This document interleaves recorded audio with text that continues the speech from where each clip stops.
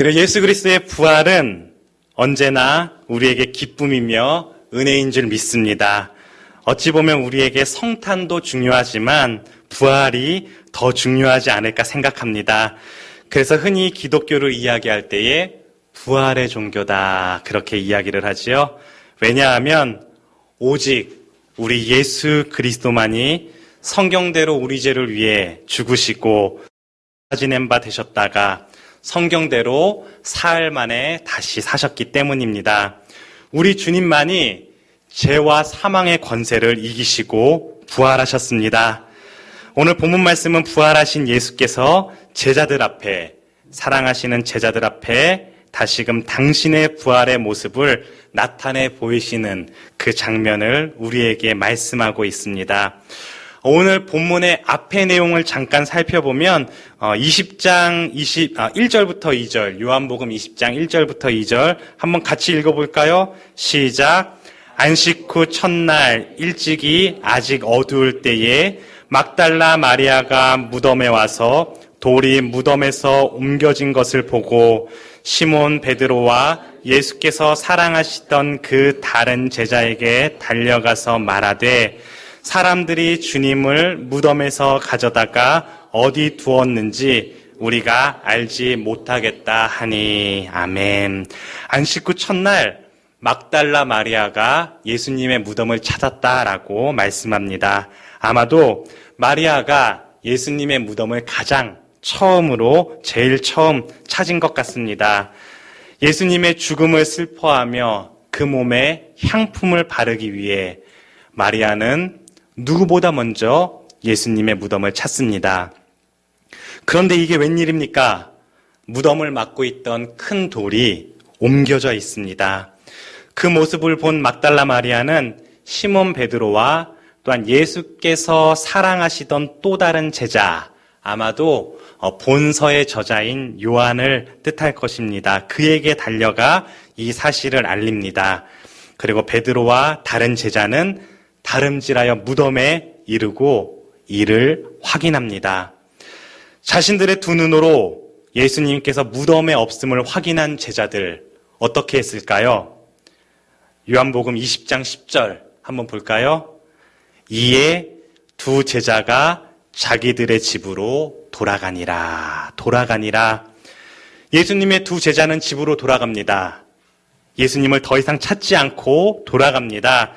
제자들이 돌아간 이유는 예수님의 부활을 믿었기에 더 이상 그를 찾지 않고 기쁨과 평안 가운데 돌아간 것이 아니었습니다. 이 돌아감에는 낙심이 있습니다. 절망이 있습니다. 근심과 두려움이 있습니다.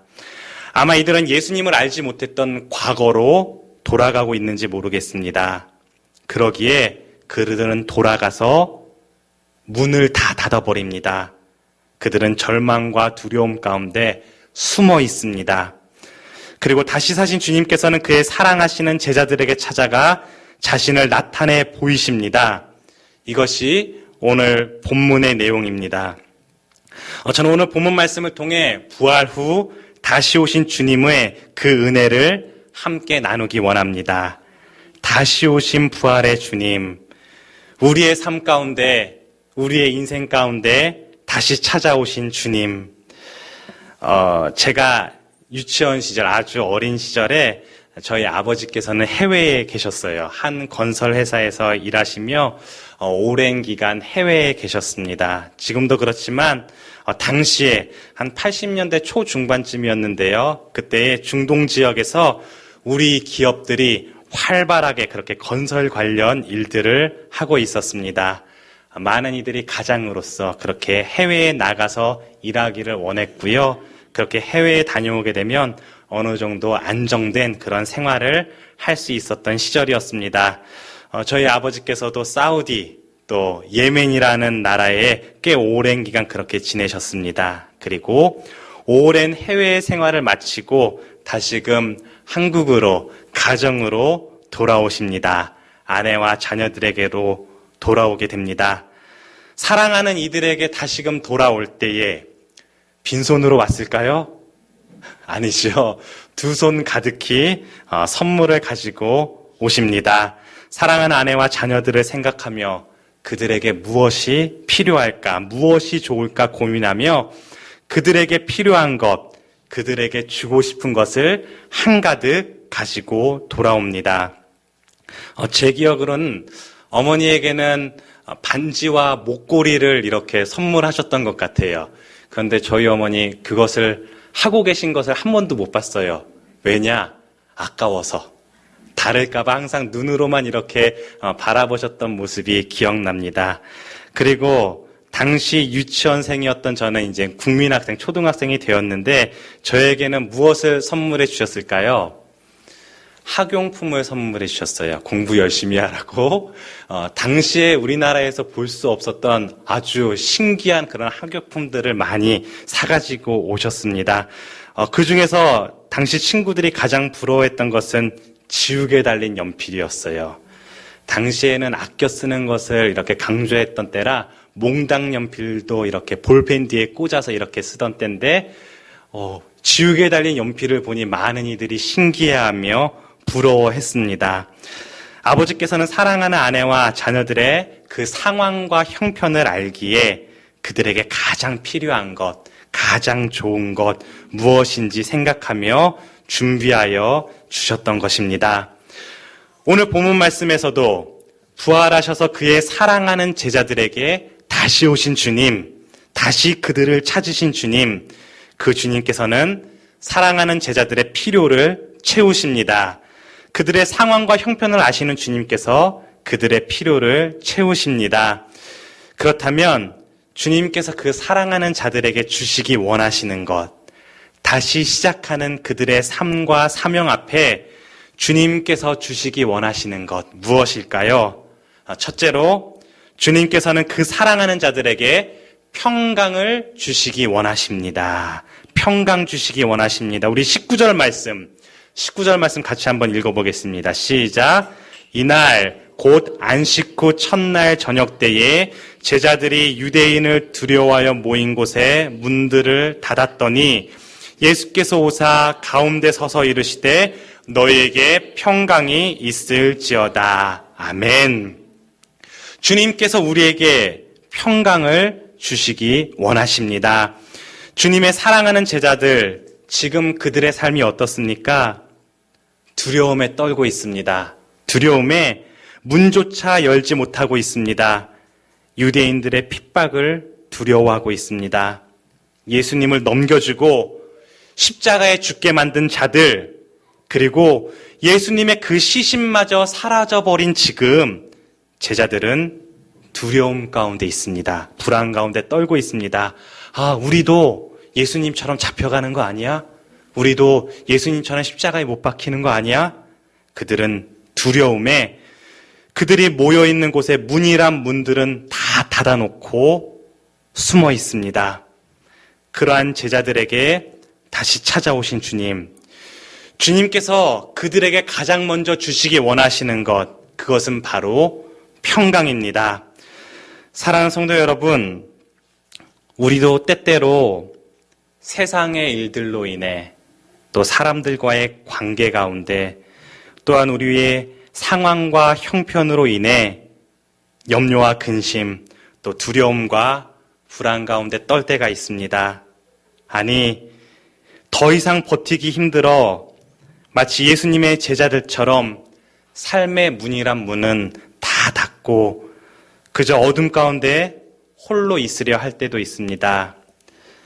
특별히 코로나19로 인해 우리 가운데 많은 어려움과 또한 염려가 있습니다.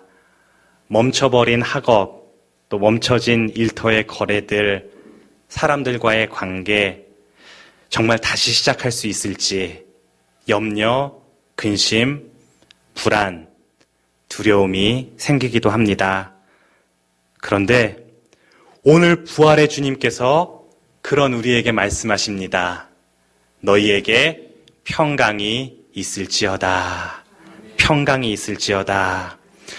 부활하신 주님께서 그 사랑하시는 자들에게 가장 먼저 주시기 원하셨던 것, 그것은 바로 평강이었습니다.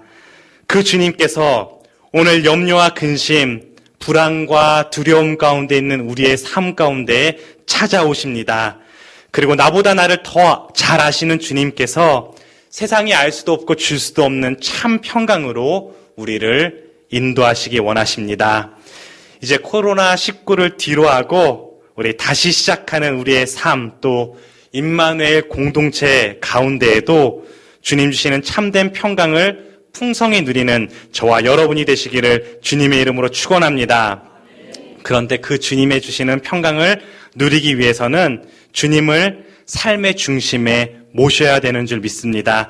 19절 하반절 말씀에 보면 예수님께서 오사 가운데 서서 이르시되 너에게 평강이 있을지어다. 두려움에 떨고 있는 무리들의 가운데에 서심을 볼 수 있습니다. 예수님께서 우리의 가운데 계실 때, 우리의 중심에 계실 때 우리가 참 평강을 경험하게 될 줄 믿습니다. 사랑하는 성도 여러분, 우리의 삶에도 이 평강 경험하기 원하십니까? 주님을 우리의 삶의 중심에 모실 수 있기를 소망합니다. 우리의 가정에, 우리의 일터에, 우리의 공동체에 그렇게 주님을 가운데 중심에 모시고 그 주님의 임재 가운데 참 평강 누리는 저와 여러분 될 수 있기를 주님의 이름으로 축원합니다. 둘째로 다시 오신 주님께서는 그 사랑하는 자들에게 기쁨을 주시기 원하십니다. 기쁨 주시기를 원하십니다. 우리 20절의 말씀 같이 한번 읽어보겠습니다. 20절 말씀 시작. 이 말씀을 하시고 손과 옆구리를 보이시니 제자들이 주를 보고 기뻐하더라. 아멘. 부활하셔서 다시 찾아오신 예수님, 그 주님을 바라본 제자들, 그들에게 기쁨이 있었습니다. 기쁨이 회복되었습니다. 지금 예수님의 제자들 어떤 상황과 환경에 놓여 있지요? 예수 그리스도의 죽음으로 인해 슬픔 가운데 있습니다. 아픔 가운데, 고통 가운데 있습니다. 그리고 그 시신마저 사라졌다라는 소식에 근심과 두려움에 문이란 문들은 닫았고 숨죽여 숨어서 벌벌 떨고 있습니다. 그들에게 기쁨이 있었을까요? 그들에게는 절망이 있었습니다. 두려움이 있었습니다. 그러나 그러한 제자들에게 다시 오신 주님께서는 그들에게 기쁨을 회복시켜 주십니다.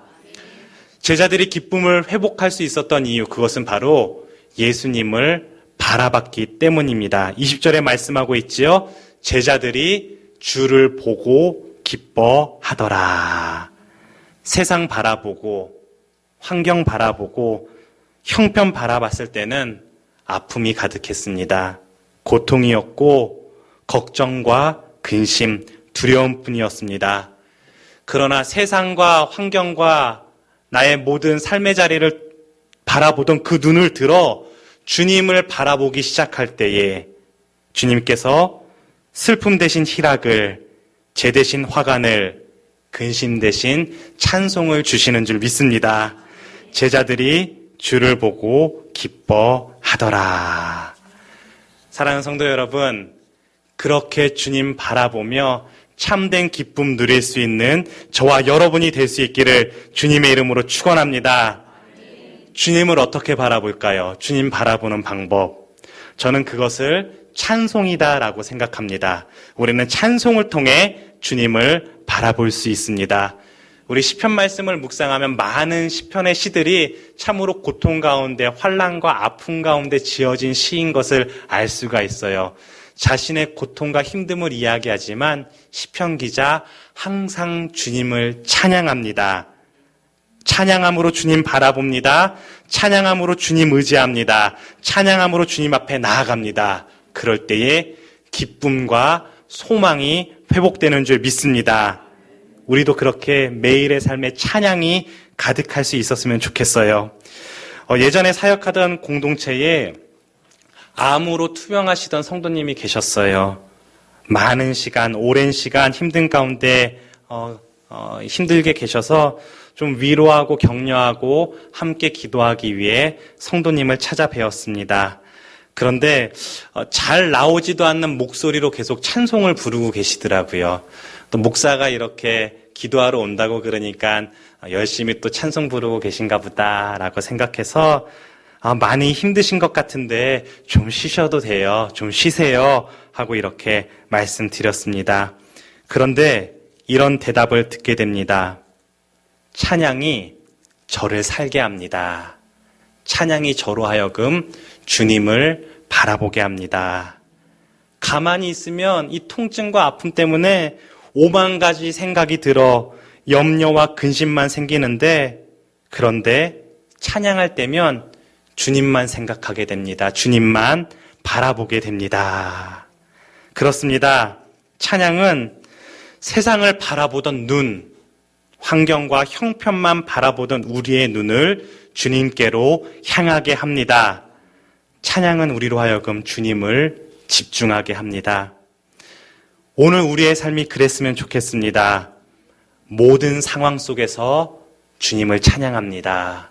모든 상황 속에서 주님 바라봅니다. 그러한 우리의 삶 가운데에 주님께서 기쁨을 회복시키실 줄 믿습니다. 마지막 셋째로, 다시 오신 주님께서 우리에게 주시기 원하시는 것, 그것은 바로 성령을 주시기 원하십니다. 주님께서는 그 사랑하는 자들에게 성령 주시기 원하십니다. 우리 본문 22절의 말씀 같이 한번 읽겠습니다. 시작. 이 말씀을 하시고 그들을 향하여 숨을 내쉬며 이르시되 성령을 받으라. 아멘. 성령을 받으라. 주님께서는 좌절과 근심, 낙심 가운데 자신들의 사명마저 잊고 있던 제자들에게 다시금 성령을 보내주십니다. 혼자서는 감당할 수 없는, 우리의 힘과 능력으로 나아갈 수 없는 그 삶의 자리에, 그 사명 앞에 성령을 주십니다. 사랑하는 성도 여러분, 우리의 삶 가운데에, 우리에게 주어진 사명 가운데에 성령을 사모할 수 있기를 주님의 이름으로 축원합니다. 우리의 삶에 많은 사명들이 있지요. 가정에서는 어떤 사명들이 있으십니까? 믿음의 남편으로, 또 아내로, 부모로, 자녀로 우리의 사명이 있습니다. 일터에서도 믿음의 사람으로서 그 자리를 지키고 있는 우리에게 주어진 사명이 있습니다. 또한 공동체, 임마누엘 공동체 가운데도 주님께서 주신 사명이 있습니다. 우리 임마누엘 교회 표 다 아시지요? 비전 주보에 나와 있습니다. 첫째는 하나님 사랑이라는 사명이에요. 어떻게 하나님을 사랑할 것인가? 예배를 통해, 예배에 집중함으로 하나님을 사랑하고 선교와 전도를 통해 하나님을 사랑합니다. 두 번째 사명은 이웃사랑이에요. 구제와 봉사를 통해 이웃을 사랑하겠습니다. 마지막 세 번째 사명은 말씀의 삶입니다. 말씀이 성경 안에만 머물러 있는 것이 아니라 우리의 삶의 실천함으로, 그 말씀을 살아감으로 증거될 수 있는 말씀의 삶. 이렇듯 우리에게 주어진 그 사명을 잊지 않고 감당할 수 있는 것, 그 사명을 능히 감당할 수 있는 것, 그것은 바로 성령의 은혜인 줄 믿습니다. 성령 하나님 우리와 함께 하실 때에 우리의 삶과 사명 가운데 넉넉히 이기며 나아갈 수 있을 줄 믿습니다. 오늘 다시금 삶의 자리, 사명의 자리로 나아가는 우리에게도 주님께서 말씀하십니다. 성령을 받으라. 성령을 받으라. 그런데 주님께서 제자들에게 성령을 받으라고 말씀하시기 전에 유일하게 하신 행동이 하나 있습니다. 무엇이지요? 그것은 바로 숨입니다. 숨. 22절 말씀 같이 한번 볼까요? 이 말씀을 하시고 그들을 향하여 숨을 내쉬며 이르시되 성령을 받으라. 아멘. 그렇다면 우리도 그 성령을 받기 위해 숨을 쉬어야 합니다. 숨을 받아 쉬어야 합니다. 다시 말해 영혼의 호흡이 필요합니다. 영혼의 호흡, 기도입니다. 기도. 기도 외에는 성령을 받을 수 있는 방법이 없습니다. 기도만이 성령의 은혜를 경험하게 합니다. 예수님의 제자들 함께 모여 기도하며 나아갈 때에, 호흡할 때에 성령의 임재를 경험하게 됩니다. 또한 사도행전 8장에서도 복음이 전해지는 곳마다 성도들을 위해 성령 받기를 기도했다라고 말씀하고 있습니다. 사랑하는 성도 여러분, 우리도 각자의 사명의 자리에서 기도함으로 나아갈 수 있기를 축복합니다.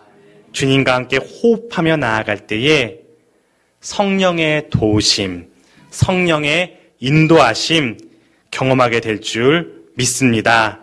성령 하나님, 나의 삶 가운데 함께하여 주시옵소서. 우리의 가정, 일터, 공동체 가운데 주님께서 보내신 그 성령의 임재가 가득하게 하여 주시옵소서. 그렇게 주님과 호흡할 수 있기를 바랍니다.